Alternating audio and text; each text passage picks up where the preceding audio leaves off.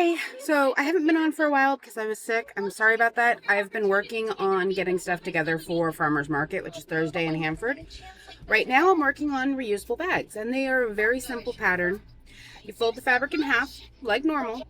It's a 17 by 17 square. You sew down the sides, and then for these, you just pin them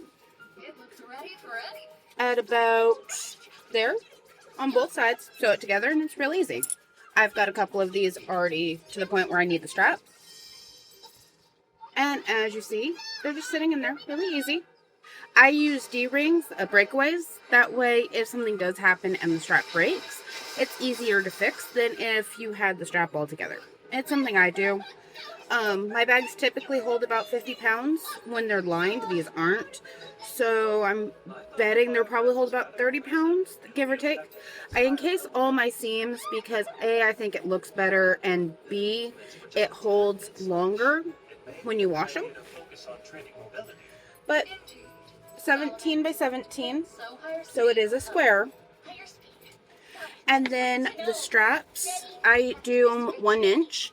However, if you're not really good at getting tiny seams or a little stressed by having too big of a seam allowance, go up to a 2-inch wide, and then it's 3 inches long. So you're looking at a rectangle, and then you just feed them all through. I've got a bunch of straps. A lot of people don't like doing 1 inch. That's what this is. Like I said, do it a 2-inch. If it's your bag, do what you want. Right now what I'm doing is pinning. I am trying to get all 15 of these bags done today. They're almost done, so this is what I've been doing while I was sick. Not the brightest thing because I fell asleep turning my straps and actually ripped one. I had to fix it already this morning. So, but like I said, all you do, I use clips when doing stuff. It makes it easier and less stress on the fabric, and you can quickly pull them while you're sewing. So the easiest way I have found to make sure all of my straps are in the same position is the fold method. So what you do, start at one side.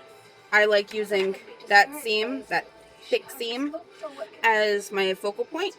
So I put a pin or clip there with it folded. First fold, go straight across. Second clip. Then I put 2 clips together.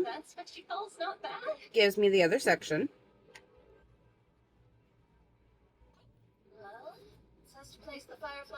And then you're going to go to the other side. Fold. Clip. Now, this is the section where we're going to put the strap. So you're going to take these 2 clips, put them together, and that gives you the position for one of your straps.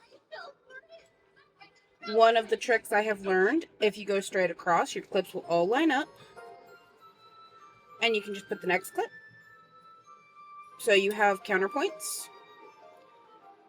Grab your big seam, come across, and that shows you where the other 2 clips go. It's as you surmise. First, the knight with the sword will attack, and then the one with the halberd will jump out when we're not looking. Yes, the music, no? First time fools always get my So all the clips are on now. And what I do, because I sew them in bulk, they're all still connected, makes it go a lot faster. So I'm just going to go snip them all down. And then using this clip, I'm going to take it, because remember, I'm encasing all my seams. Take the clip off after I've lined it up. Fold it down so it's all encased, and put my clip right back on. And I'm going to do that all the way around, and then I just seam it. I'm using the wrong color because I don't feel like color matching everything, and I like having the extra pop of color. And as you see, I didn't perfectly layer my seams.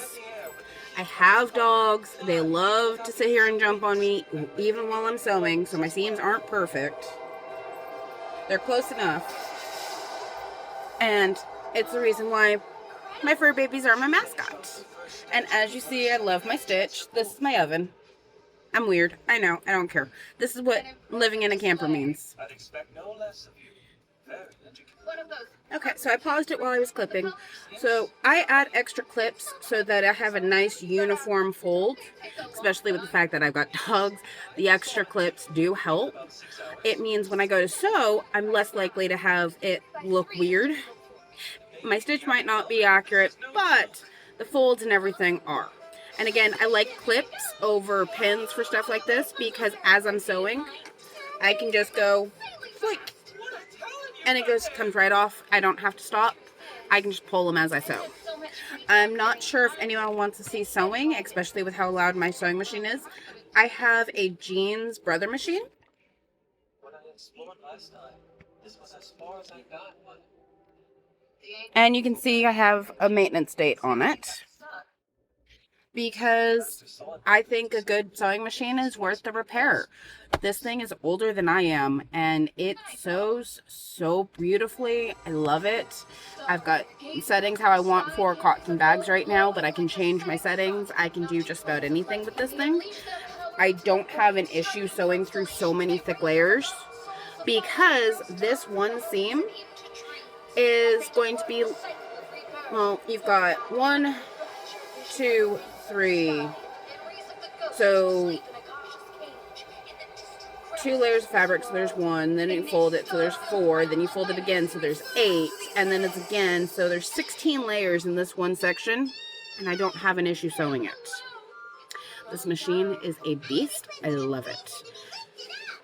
It's always worth it to get a good quality sewing machine.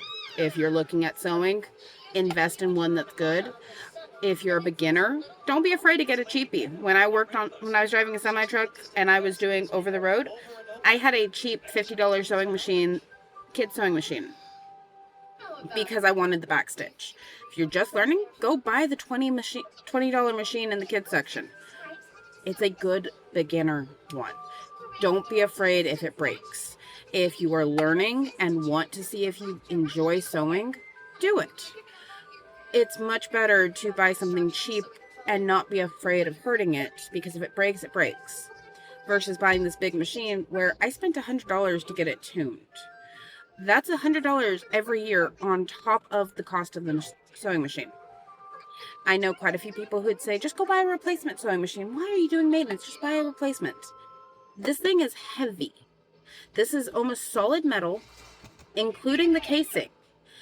I'm not knocking someone that's got a plastic one, because there are machines that have plastic casings. Mine is a combination between metal and plastic. It easily weighs about 20 pounds. However, like I said, this thing's older than I am. It's worth it. Have a good day. Go sew. It's fun.